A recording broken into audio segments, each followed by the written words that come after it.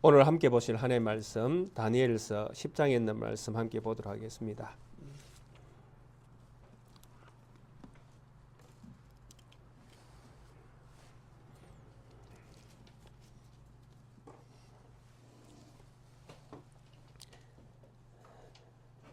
조금 길지만은 10장 전체를 같이 한번 또 읽어보도록 그렇게 하겠습니다. 바사왕 고레스 제3년에 한 일이 벨드사살이라 이름한 다니엘에게 나타났는데 그 일이 참되니 곧 큰 전쟁에 관한 것이라. 다니엘이 그 일을 분명히 알았고 그 환상을 깨달으니라. 그때 나 다니엘이 세 일의 동안을 슬퍼하며 세 일에가 차기까지 좋은 떡을 먹지 아니하며 고기와 포도주를 입에 대지 아니하며 또 기름을 바르지 아니하니라. 첫째 달 24일에 내가 히데겔이라 하는 큰 강가에 있었는데 그때 내가 눈을 들어 바라본 적 한 사람이 세마포옷을 입었고 허리에는 우바스 순금띠를 띠었더라. 또 그의 몸은 황옥 같고 그의 얼굴은 번갯빛 같고 그의 눈은 햇불 같고 그의 팔과 발은 빛난 녹과 같고 그의 말소리는 무리의 소리와 같더라. 이 환상을 나 다니엘이 홀로 보았고 나와 함께한 사람들은 이 환상은 보지 못하였어도 그들이 크게 떨며 도망하여 숨었느니라. 그러므로 나만 홀로 있어 이 큰 환상을 볼 때에 내 몸에 힘이 빠졌고 나의 아름다운 빛이 변하여 썩은 듯 하였고 나의 힘이 다 없어졌으나 내가 그의 음성을 들었는데 그의 음성을 들을 때에 내가 얼굴을 땅에 대고 깊이 잠들었느니라. 한 손이 있어 나를 어루만지기로 내가 떨었더니 그가 내 무릎과 손바닥이 땅에 닿게 일으키고 내게 이르되 큰 은총을 받은 사람 다니엘아, 내가 네게 이르는 말을 깨닫고 일어서라. 내가 네게 보내심을 받았느니라 하더라. 그가 내게 이 말을 한 후에 내가 떨며 일어서니 그가 내게 이르되 다니엘아, 두려워하지 말라. 네가 깨달으려 하여 네 하나님 앞에 스스로 겸비하게 하기로 결심하던 첫날부터 네 말이 응답받았으므로 내가 네 말대로 말미암아 왔느니라. 그런데 바사 왕국의 군주가 21일 동안 나를 막았으므로 내가 거기 바사 왕국의 왕들과 함께 머물러 있더니 가장 높은 군주 중 하나인 미가엘이 와서 나를 도와주므로 이제 내가 마지막 날에 네 백성이 당할 일을 네게 깨닫게 하려 왔노라. 이는 이 환상이 오랜 후의 일임이라 하더라. 그가 이런 말로 내게 이를 때에 내가 곧 얼굴을 땅에 향하고 말문이 막혔더니 인자와 같은 이가 있어 내 입술을 만진지라. 내가 곧 입을 열어 내 앞에 서 있는 자에게 말하여 이르되 내 주여, 이 환상으로 말미암아 근심이 내게 더함으로 내가 힘이 없어졌나이다. 내 몸에 힘이 없어졌고 호흡이 남지 아니하였사오니 내 주여, 주의 이 종이 어찌 능히 내 주와 더불어 말씀할 수 있으리까 하니 또 사람의 모양 같은 것 하나가 나를 만지며 나를 강건하게 하여 이르되 큰 은총을 받은 사람이여, 두려워하지 말라. 평안하라. 강건하라. 강건하라. 그가 이같이 내게 말하며 내가 곧 힘이 나서 이르되 내 주께서 나를 강건하게 하셨사오니 말씀하옵소서. 그가 이르되 내가 어찌하여 네게 왔는지 네가 아느냐. 이제 내가 돌아가서 바사 군주와 싸우려니와 내가 나간 후에는 헬라의 군주가 이를 것이라. 오직 내가 먼저 진리의 글에 기록된 것으로 네게 보이리라. 나를 도와서 그 일을 대항할 자는 너희의 군주 미가엘 뿐이니라. 아멘.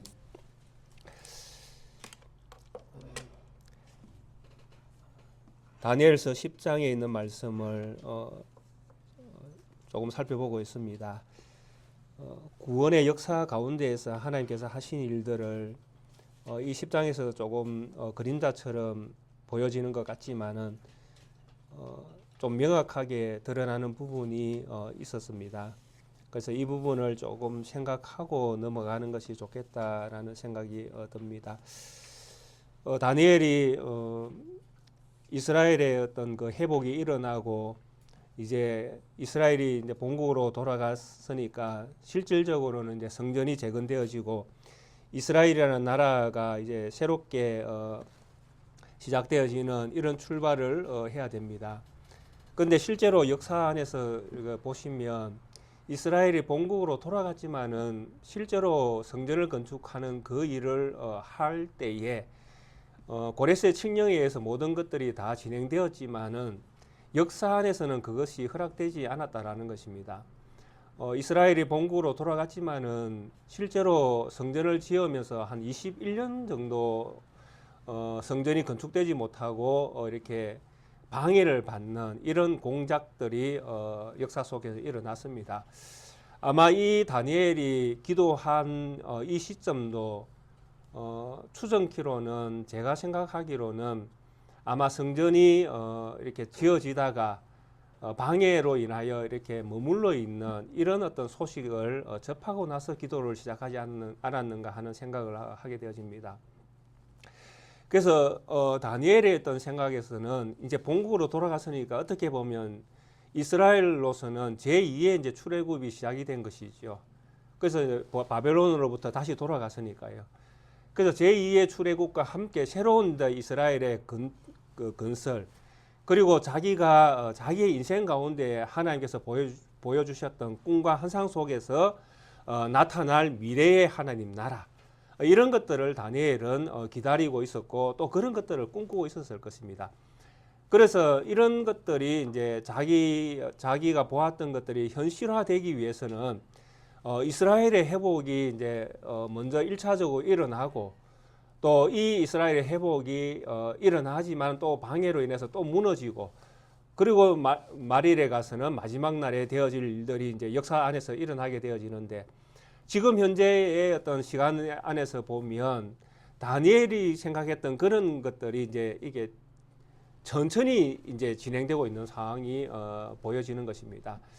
그래서 1차적으로는 이스라엘의 회복과 성전의 건축이 순차적으로 일어나야 되는데 다니엘의 인생 가운데에 그것을 지금 보지 못하고 있는 것입니다.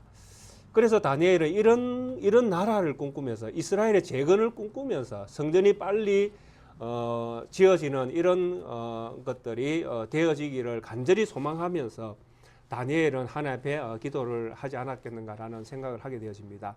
이런 어떤 이스라엘의 미래를 생각하면서 기도를 할 때에 하나님께서는 다니엘에게 이미 응답하기로 하나님께서는 작정을 하신 것이죠. 그래서 하나님께서는 다니엘에게 응답을 주기 위해서 찾아오셨는데 그 시간이 21일이 걸렸다라는 것입니다. 그리고 다니엘이 기도를 시작할 때가 바로 이스라엘 절기로 보면 첫째 달 유월절이 있는 그 절기에 다니엘이 기도를 시작했다라는 것이 제가 볼 때는 상당히 의미가 있다라는 것입니다. 그래서 이 첫째 달에 바로 유월절이 있고 이스라엘이 애굽에서 출애굽하는 그런 역사의 어떤 순간이 있었지 않습니까? 그래서 이런 어떤 절기들을 생각하면서 다니엘은 이스라엘의 제2 출애굽 이런 것들을 꿈꾸면서 또 제2 이스라엘의 어떤 재건 이런 것들을 생각하면서 기도를 시작했다라는 생각이 듭니다. 자, 그래서 이런 어떤 생각 하에서 이제 이스라엘의 미래를 바라보면서 하나님 이 이스라엘의 미래가 어떻게 될까요? 하나님 이 지금 이렇게 성전이 지어지지 못하는 이런 방해의 어떤 세월이 지금 가고 있는데 이 시간들이 어떻게 되어지겠습니까? 뭐 이런 어떤 의문과 이스라엘에 대한 어떤 미래 이런 것들을 생각하면서 기도할 때에 하나님께서는 다니엘에게 분명한 어떤 뜻을 하나님께서 역사 안에서 어떻게 일을 하실 것인가 하는 그 분명한 뜻을 다니엘에게 말씀해 주기를 원하셨다라는 것입니다. 그래서 하나님은 하나님의 모습으로 이렇게 찾아오셨는데 우리가 이미 보았듯이 다니엘이 응답을 받는데 21일이라는 세월이 걸렸다라는 것입니다.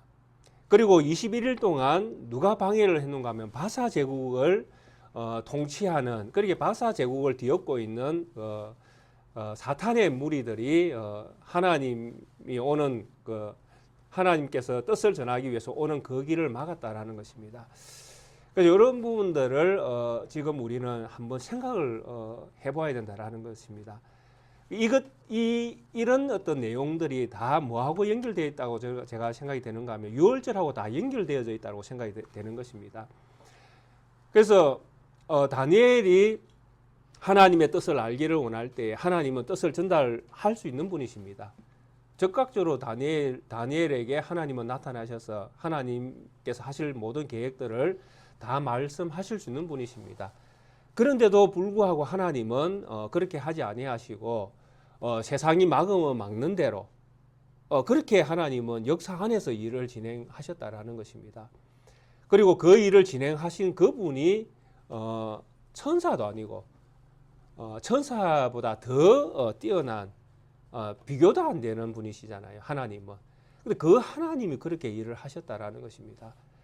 그리고 하나님이 다니엘을 찾아오셨을 때에 우리가 보았듯이 이 다니엘이 하나님의 모습, 심판주의 모습으로 오신 그분을 이렇게 다니엘이 볼 때에 그 환상을 보고는 그가 그 인생에서 그가 느꼈던 것이 무엇이냐면 그 주위에 있는 사람은 환상을 보지 못했는데도 불구하고 떨면서 도망하고 숨어버렸습니다. 이게 하나님이십니다. 그러니까 하나님이라는 임재 앞에서 죄인이 설 자리는 없다라는 이야기입니다. 그러니까 죄인에게는 죽음밖에 없죠. 그런데 다니엘은 어떻습니까? 다니엘도 하나님 앞에서 큰 환상을 볼 때에 내 몸에 힘이 빠졌고 나의 아름다운 빛이 변하여 썩은 듯 하였고 나의 힘이 다 없어졌다. 이렇게 표현을 합니다. 하나님을 믿는 다니엘조차도 어떤 상황이 되는가 하면 하나님을 만났을 때 하나님의 임재를 그가 경험할 때에 다니엘조차도 죽은 자처럼 되어버린다라는 것입니다. 우리가 이 표현에서 우리가 한 가지 놓쳤던 것이 있는데요. 그게 뭐냐 하니까 다니엘의 어떤 지금 추정 나이로는 85세에서 90세입니다. 추정 나이로. 적게 잡아야 85세. 많이 잡으면 90세입니다. 다니엘의 나이가. 그런데 자기의 육체의 모양을, 자기의 육체의 몸을 다니엘이 표현할 때 내 아름다운 빛이라고 이야기합니다. 자기 몸을. 그러니까 늙었는데 늙지 않았다는 이야기입니다. 자기 몸은. 이게 참 우리가 성경을 읽을 때에 하나님의 자녀에게 나타나는 이런 초현실적인 어떤 그 상태, 이런 것들을 사실은 불신자들은 믿지 못하는 것이잖아요. 믿는 우리들은 믿지만은, 예를 들면 사라가 90세에 자녀를 낳았다. 세상 사람들은 믿겠습니까? 못 믿겠습니까? 못 믿잖아요. 근데 우리 하나님은 사라를 90세에 자녀를 낳게 하셨다라는 것입니다. 그것도 누구를 통해서? 100세 된 아브라함을 통해서 낳게 하셨다라는 것이죠. 이거는 불가능이잖아요. 세상 사람들은.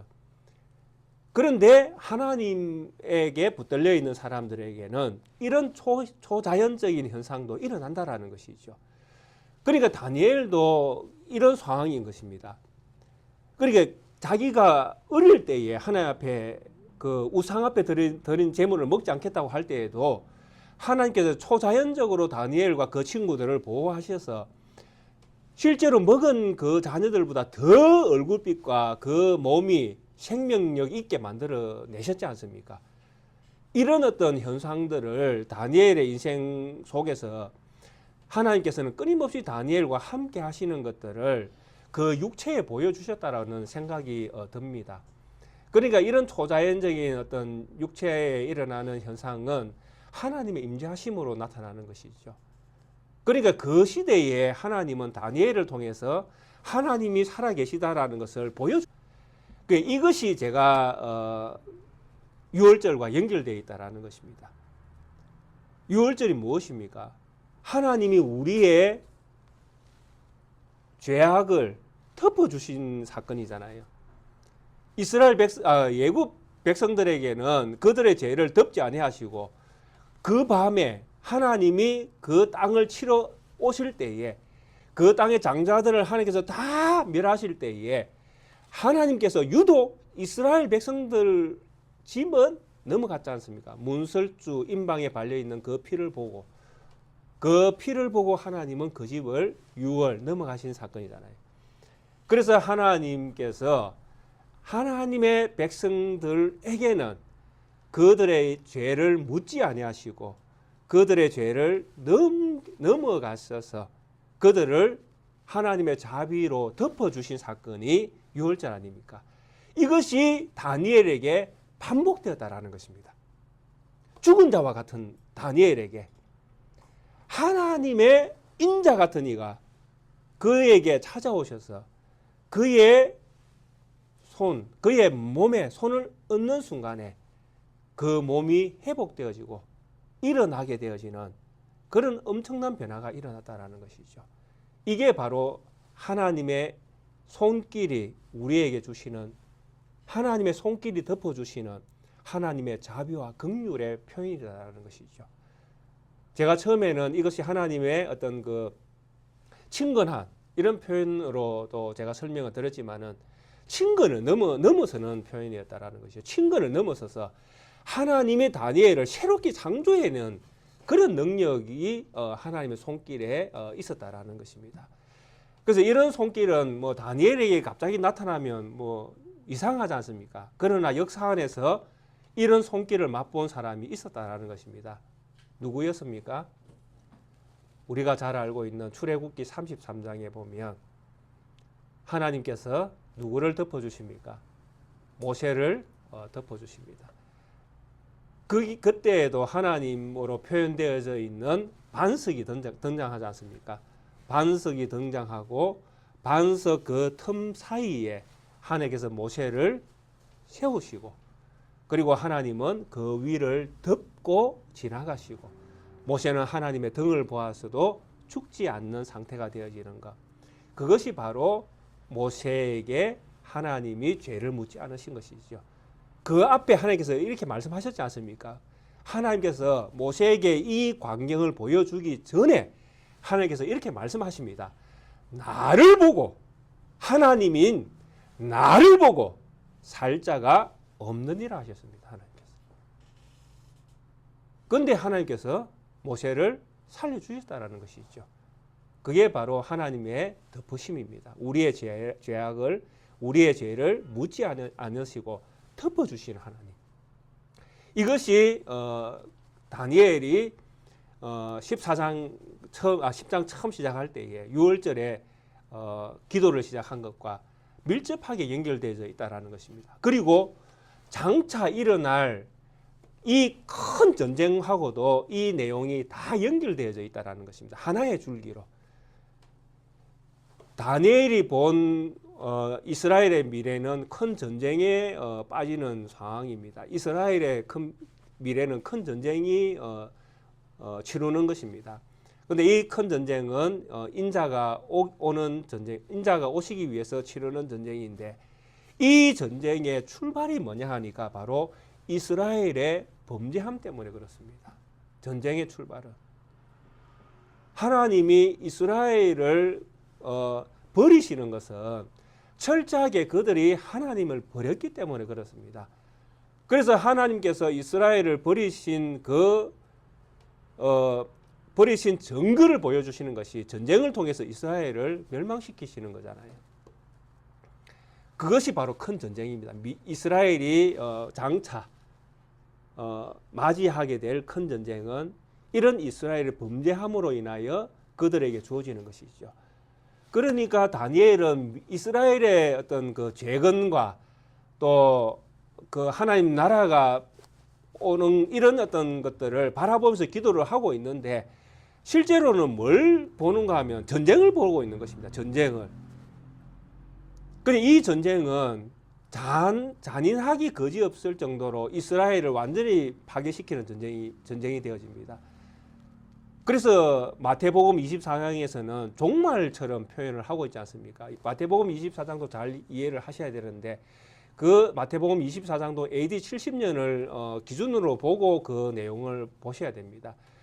그러니까 AD 70년에 이스라엘이 완전히 파괴되어지는 그 전쟁이 정말 참혹하게 진행되고 있다는 것이죠. 다니엘이 그걸 보고 완전히 죽은 자처럼 되어지는 이 상황을 보지 않습니까? 하나님 앞에서 도무지 고개를 들 수 없을 정도로 말문이 막힐 정도로 그 전쟁은 엄청난 전쟁이 되어지는 것입니다. 그래서 다른 학자들은 우리 성경에서는 큰 전쟁이라고 이렇게 번역을 해놨지만은 칼빈 같은 경우에는 하나님이 정한 일정한 긴 시간을 이야기한다 이렇게 이야기합니다. 시간이 길다라는 것은 그 고통의 시간을 이야기하는 것입니다. 그냥 편안한 시간이 긴 것은 좋은 건 아닙니까? 우리가 평안하다 우리의 생활이 평안하다 할 때에 이 평안은 길면 길수록 좋지 않습니까? 근데 여기서 길다 칼빈이 이야기하는 긴 것은 고통의 시간이 긴 것입니다. 그래서 대부분의 뭐 외국 신학자들 오래 전에 뭐 이렇게 선배 되시는 외국 신학자들의 그 번역본들을 보면 고통이라는 단어가 훨씬 많이 들어가 있습니다. 이 단어 번역하는데 보면. 그러니까 고통, 전쟁이라는 것이 엄청난 고통과 함께 찾아오는 것입니다. 근데 이 고통을 누가 다 당하는가 하면 이스라엘이라는 하나님이 선택한 민족에게 이 고통이 주어지는 것입니다. 그러니까 다니엘의 입장에서는 이런 고통을 생각할 때에 이스라엘의 미래가 사실은 너무나 참담하잖아요. 이 고통이 주어지는 이 미래가 참 이스라엘이 당해야 되는 그 고통을 생각하면 다니엘은 엄청나게 마음이 심란할 수밖에 없지 않습니까? 근데 이 심란한 이 마음에 하나님이 뭘 주셨는가 하면 바로 이 덮으심을 경험케 하셨다라는 것입니다. 전쟁이 있지만은 이 전쟁은 결국 하나님이 뭘로 승리하신다라는 것입니까? 하나님의 자비로 이 이스라엘을 결국에는 덮어내실 것이다라는 것이죠. 다니엘이 지금 바벨론의 포로로 잡혀서 고통을 당하고 있지 않습니까? 근데 너희들이 지금 이 고통을 역사 안에서 경험하지만은 결국에는 이 고통을 통해서 하나님이 승리하시는, 회복시키시는, 진짜 회복시키시는 그 역사의 순간을 하나님께서 일으켜내실 것이다라는 것이죠. 그런데 이렇게 일으켜내시는 이 일들을 하나님이시지만은 어떻게 하겠다라고 말씀하시는가 하면 역사라는 시간을 통해서 하시겠다라고 말씀하신다라는 것입니다. 하나님이시지만은 내가 하나님이지만은 이 역사 시간 안으로 내가 들어오겠다라는 것입니다. 참 이게 이해가 안 되지만은 이게 이제 10장에서 이야기하는 내용들입니다. 바사 왕국에 다니엘에게 찾아왔던 이 하나님의 어떤 모습을 한번 우리가 보시면 5절부터 이렇게 보시면 한 사람이 세마포 옷을 입었고 허리에는 우바스 순금띠를 띠었고 그의 몸은 황옥 같고 그의 얼굴은 번갯빛 같고 그의 눈은 햇불 같고 그의 팔과 발은 빛난 녹과 같고 그의 말소리는 무리의 소리와 같더라. 이렇게 표현이 되어 있습니다. 자, 그런데 이제 우리 예수님께서 역사 안에 들어오셨습니다. 2000년 전에 역사 안에 들어오시고 난 다음에 이제 그분은 십자가를 지시고 고통을 당하시고 이 여기서 말하는 큰 전쟁을 몸소 다 당해내셨습니다. 그리고 이분은 부활하셔서 이제 하늘로 가셔서 하나님 우편에 앉아 계십니다. 그리고 하나님 우편에 앉아 계실 때 마태복음 28장에 하늘과 땅의 모든 권세를 나에게 주셨으니 라고 선언하시면서 우리 주님은 하늘로 가셨습니다.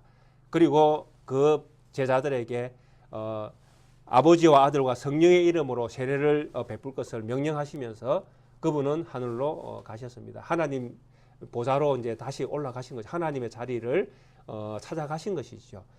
그리고 나서 이제 요한계시록에 이분이 요한에게 계시를 주기 위해서 찾아오십니다. 그때의 이 모습이 다니엘이 본 모습과 조금 다르게 표현되어 있습니다. 요한계시록 1장을 보시면 13절부터 이렇게 요한에게 나타나셨던 모습이 다니엘에게 나타났던 모습과 비슷하지만은 조금 다르게 표현되어 있습니다. 13절에 보시면 요한계시록 1장입니다. 13절에 보시면 촛대 사이에 인자 같은 이가 발에 끌리는 옷을 입고 가슴에 금띠를 띠고 그의 머리와 털의 희기가 흰 양털 같고 눈 같으며 그의 눈은 불꽃 같고 그의 발은 풀무불에 단련한 빛난 주석 같고 그의 음성은 많은 물소리와 같으며 그의 오른손에 7별이 있고 그의 입에서 좌우에 날선 검이 나오고 그 얼굴은 해가 힘있게 비치는 것 같더라. 내가 볼 때에 그의 발 앞에 엎드러져 죽은 자 같이 되매 그의 오른손을 내게 얹고 이르시되 두려워하지 말라. 나는 처음이요 마지막이니 곧 살아있는 자라. 내가 전에 죽었었노라. 볼지어다 이제 세세토록 살아있어 사망과 음부의 열쇠를 가졌노니 그러므로 네가 본 것과 지금 있는 일과 장차 될 일을 기록하라. 아멘. 조금 다르죠. 우리 예수님의 모습이. 이제 이 다니엘과 요한계시록에 있는 예수님의 모습이 비슷한 듯한데 차이점이 있습니다. 그게 뭐냐 하니까 역사 안에 내려오시는 다니엘 시대에는 역사 안으로 아직 우리 주님이 내려오셔야 되니까 연약한 모습입니다. 그래서 심판주 같지만은 심판을 못할 것 같은 이런 모습으로 지금 찾아오신 것입니다. 근데 이분이 심판을 다 이제 담당할 수 있는 권세를 십자가를 통해서 부활을 통해서 이 권세를 얻게 되어질 때에 이분의 입에서는 다니엘에서는 말소리라고 했지만은 그리고 요한계시록에서도 말소리라고 했는데도 불구하고 이분의 입에서는 뭐가 나옵니까? 좌우에서 날선 금이 나옵니다. 이분의 이제 완전한 심판주죠. 그리고 이분에게는 무엇이 있습니까? 사망과 생명, 그죠? 사망과 음부의 권세를 가지고 이제 주장하시잖아요. 그래서 살아계셔서 사망과 음부의 열쇠가 이분에게 주어져요. 그게 생명과 죽음을 이분이 이제 주장하시는 완벽한 심판주가 되신 모습을 우리에게 보여주고 계십니다. 그래서 역사 안에 들어오시는 우리 주님은 인자 같은 이분은 장차 역사 안으로 들어오시겠다고 지금 말씀을 하시는 것입니다. 그래서 다니엘에게 먼 미래의 일인데 이것은 지금 이 바사 왕국, 박사 제국, 그 다음에 헬라 제국, 그 다음에 말일에 이 인자 같은 이가 올 것이다라고 말씀하시는 것이죠. 근데 이 인자 같은 이가 역사 안으로 들어온다라는 것은 엄청난 사건이 되어지는 것입니다. 하나님이 하나님의 자리를 버리고 사람의 자리로 내려오시고 또 친히 죽음을 담당해야 되시고 그리고 율법 아래에 나셔야 된다라는 것입니다. 율법의 지배를 받으셔야 되는 것입니다. 하나님이시지만은 율법을 내신 분이 율법의 지배를 받는 분이 되는 것입니다. 이게 하나님이 역사 안으로 들어오시는 이유입니다. 그리고 율법 안에 들어와서 뭘 하십니까? 율법을 이루어내시는 것이죠. 성취해내시는 것이죠. 그러면서 뭘 해냅니까? 자기 백성을 저희 죄에서 구원해내시는 것이죠. 이 일을 하나님께서 하시겠다라는 것입니다. 그 일이 언제 되어진다라는 것입니까? 역사 안에서 먼 미래에 큰 전쟁을 통해서 내가 그 전쟁 속으로 들어와서 내가 그 일을 이루어내겠다라는 것입니다. 이것을 하나님께서 다니엘에게 보여주신 환상의 큰 줄기라는 것입니다. 그러니까 다니엘은 이스라엘의 먼 미래를 지금 생각하고 있지만 실제로는 다니엘에게는 무슨 사건이 일어나고 있는 것입니까? 자기 개인의 구원 사건이 일어나고 있는 것입니다. 우리는 늘 하나님의 뜻, 하나님의 계획, 하나님의 나라 뭐 이렇게 우리는 거창하게 이야기할 때가 많이 있지 않습니까?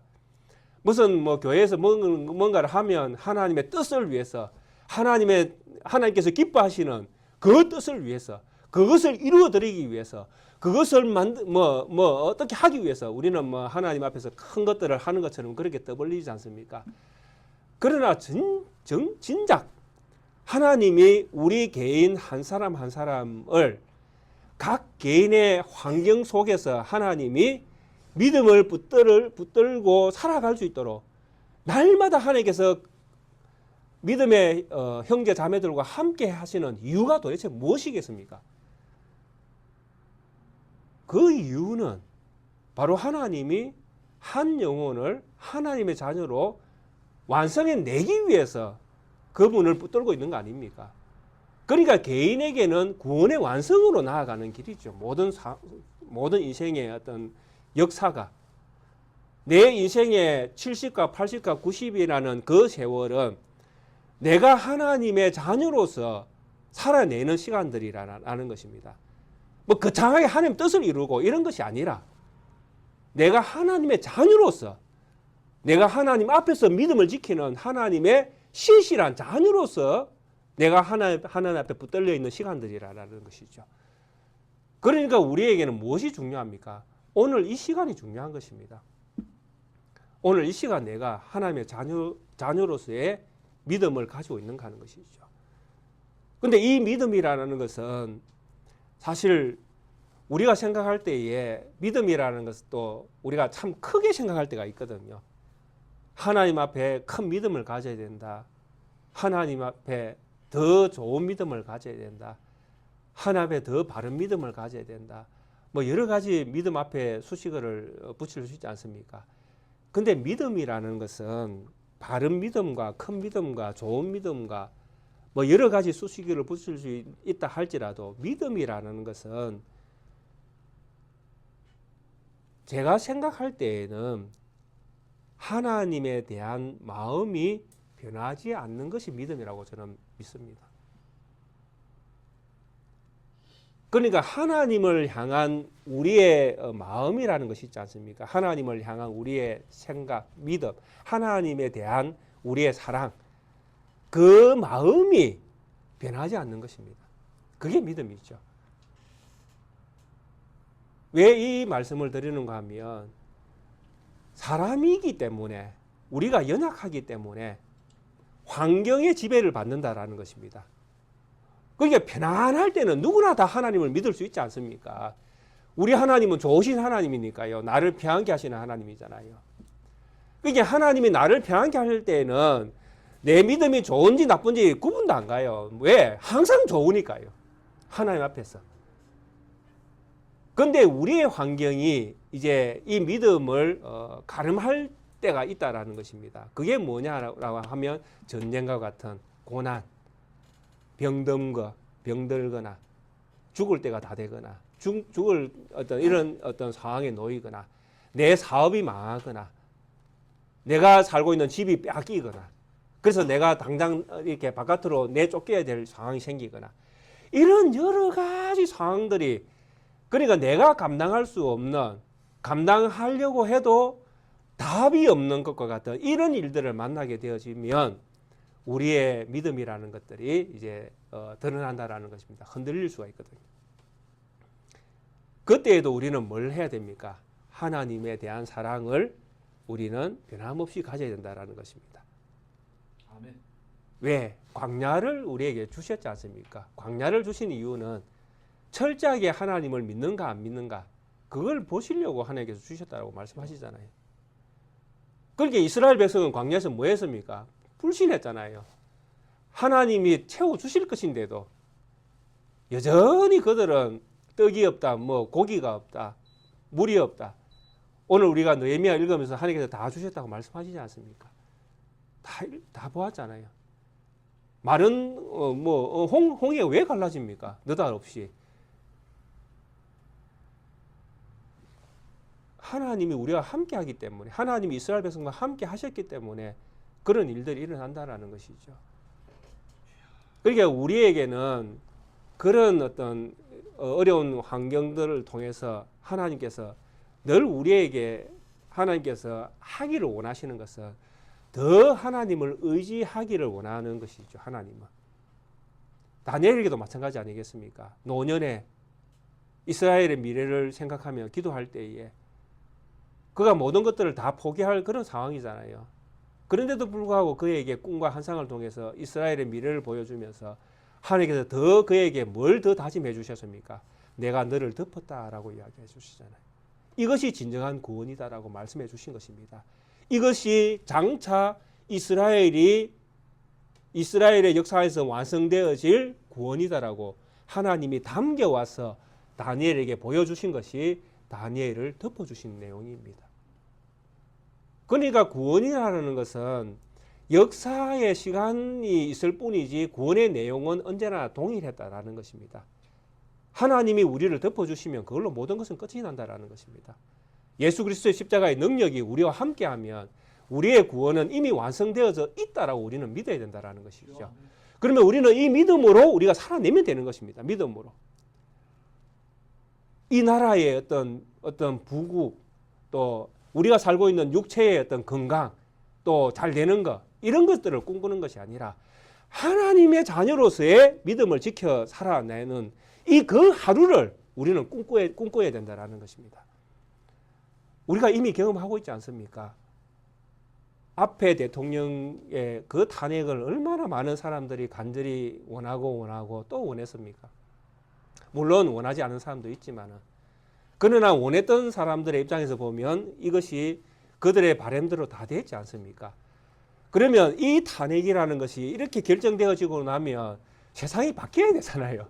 우리가 생각할 때에는 하나의 고비를 넘었으니까. 그런데 지금 세상은 어떻습니까? 더 혼란스럽지 않습니까? 안 그런가요? 그러니까 이 바사의 제국, 지금 그 사탄의 세력이 듣고 있지 않습니까? 이 경우를 누가 넘었습니까? 미가엘이 도와서 겨우 하나님의 역사 안에서 그걸 넘고 계시는 것입니다.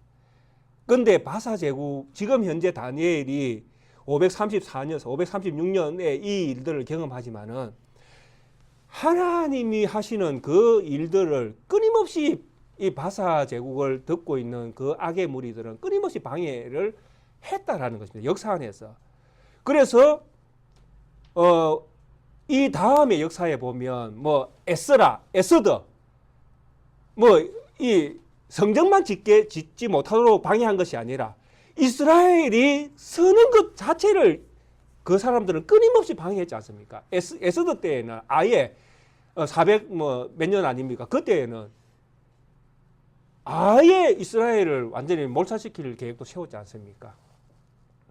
이런 일들을 하나님은 역사 안에서 끊임없이 전쟁과 또 이런 어떤 악의 무리와 하나님은 끊임없이 싸우면서 미가엘의 도움을 받으면서 끊임없이 싸워서 하나님은 승리해 내셨다라는 것입니다. 헬라 제국이 들었으면 어떻겠습니까?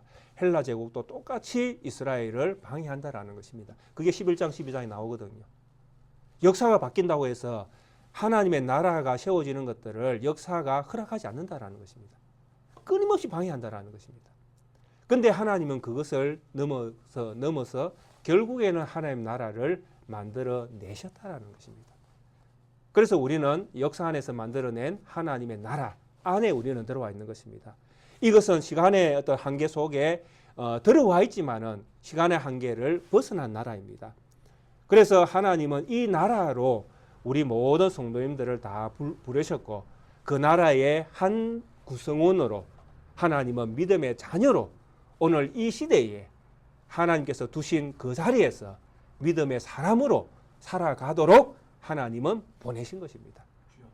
그래서 우리 성도님들은 지금 내가 서 있는 자리에서 믿음의 사람으로서 믿음을 지켜내셔야 되는 것입니다. 그게 우리가 해야 될 일이죠. 그것을 바르게 할 때에 하나님은 하나님의 일을 해내시겠죠. 누군가를 통해서 나일 수도 있고 다른 사람일 수도 있고. 그러나 우리가 있는 자리에서 우리 자신이 믿음의 삶을 살아낼 때에 하나님의 역사는 진행되어진다라는 것입니다. 하나님이 하실 것이니까요. 그래서 우리는 우리의 꿈을 꾸지 마시고 하나님의 꿈을 꿔야 됩니다. 그 꿈은 우리에게 주신 구원을 하나님이 이루어내시는 것이죠. 그 일을 위해서 우리는 뭘 해야 됩니까? 하나님 앞에서 바른 믿음을 가져내셔야 되는 것입니다. 순전한 믿음을 가지셔야 되는 것입니다. 환경과 또 나에게 일어나는 어떤 상황하고도 타협하지 마시고 거기에도 굴복도 하지 마시고 하나님이 나에게 주신 믿음만은 정말 순전한 믿음이요 온전한 믿음이요 하나님께 주신 100% 완전한 믿음인 줄 아시고 그 믿음을 붙드는 우리 성도님들이 분명히 하나님의 구원을 맛보게 되어 있을 것입니다. 그것이 우리가 살아있는 이유입니다. 이 이유를 가지시고 하루하루를 믿음으로 살아내시는 우리 성도님들 되시기를 주의 이름으로 축원드리겠습니다. 함께 찬송가 419장 함께 찬양 드리시겠습니다.